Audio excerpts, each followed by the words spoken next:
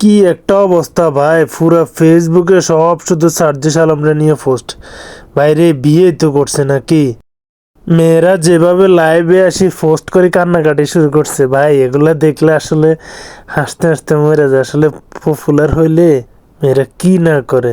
এই যে সার্জিস আলমের বিয়ের কথা শুনে কত মেয়ের পাগলামি, কেউ লাইভে এসে কানতেছে, কেউ পোস্ট করে কানতেছে। আমার এই প্রত্যেকটা চোখের পানি সাক্ষী ভাই, আমি তোমার কত ভালোবাসছি।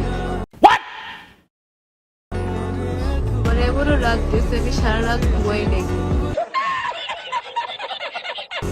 হঠাৎ চোখ লাগছে, স্বপ্নে আমি তোমারে দেখি। হায় হায়। এমনও লাগতেছে স্বপ্নে দেখছি তুমি হঠাৎ আসছো আমার পাশে, কন্ট্রোল। আমাকে এসে বলছো সরি, যা হয়েছে ভুলে যাও। ওই স্বপ্নগুলা একদম বাস্তব মনে হয়েছে, হঠাৎ চোখ খুলে দেখতেছে না তুমি নাই আমার কাছে।